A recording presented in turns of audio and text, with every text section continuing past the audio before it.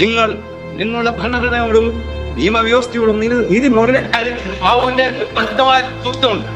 എല്ലാ പിന്തിരിപ്പന്മാരും കടലാസ് പുലികളാണ്. അത് ഞങ്ങൾ ഇവിടെ തെളിയിച്ചിരിക്കുകയാണ്. ഇത് നൂറുണ്ടെയും ഇത് എപ്പോഴും മാത്രം ഒരു സാധനമില്ല. നിങ്ങൾക്കറിയാമോ 1979 UN ഡിക്ലറേഷൻ അനുസരിച്ച് ഒരു ബന്ദിക്ക് വേണ്ടി ചില അവകാശങ്ങൾ? സാർ, അങ്ങനെയാണെങ്കിൽ അതിനു മുമ്പ് 1957 ഇന്ത്യ അടക്കമുള്ള എല്ലാ മെമ്പർ രാജ്യങ്ങളോട് ഐക്യരാഷ്ട്രസഭ ഒരു കാര്യം ആവശ്യപ്പെട്ടിരുന്നു. ആദിവാസികളെ സംരക്ഷിക്കാനും അവരുടെ ഭൂമി നഷ്ടപ്പെടാതിരിക്കാനും വേണ്ടി നിയമനിർമ്മാണം നടത്തണമെന്ന്. സാറിന് അറിയുമെന്നറിയത്തില്ല. ILO കൺവെൻഷൻ 107 1975 കേരളത്തിലുണ്ടാക്കി, വെറുതെ പേരിന്. എന്നിട്ടത് ഭരണഘടനയുടെ 9ാം ഷെഡ്യൂൾ ഉൾപ്പെടുത്തി ആ നിയമം അട്ടിമറിക്കപ്പെടാതിരിക്കാൻ. അതാണ് മാറി മാറി ഭരിച്ച ഇടതു വലതു സർക്കാരുകൾ 21 കൊല്ലം വെള്ളം ചേർത്ത് ഇല്ലാതാക്കി. പല പദ്ധതികളിലായിട്ട് ആദിവാസികൾക്ക് വേണ്ടി അനുവദിച്ചു കൊടുത്തിട്ടുള്ള ഫണ്ടുണ്ട്. അത് ഓരോരുത്തർക്കായിട്ട് വീതം വെച്ചു കൊടുത്താൽ ഒരു ആദിവാസിക്ക് കിട്ടും 1 കോടി രൂപയിലധികം.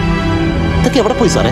മനുഷ്യന്റെ സമത്വത്തിലും സ്വാതന്ത്ര്യത്തിലും വിശ്വസിക്കാത്ത ഏതൊരു ഭരണവ്യവസ്ഥയും അതിൻ്റെ നിയമങ്ങളും ചോദ്യം ചെയ്യപ്പെടും, ചോദ്യം ചെയ്യപ്പെടുക തന്നെ ചെയ്യും. സർക്കാർ രാവണങ്ങളിലും ഫയലുകളിലും പൊടിയും പൂപ്പലും പിടിച്ചിരിക്കുന്നതല്ലാതെ ഒന്നും സംഭവിക്കുന്നില്ല.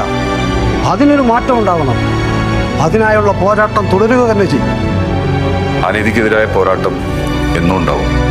ഞാനും നിങ്ങളും എല്ലാം അതിന് ചാലശക്തികളാവും. അത് സത്യമാണ്. ഞാനതിൽ മാത്രമേ വിശ്വസിക്കുന്നു.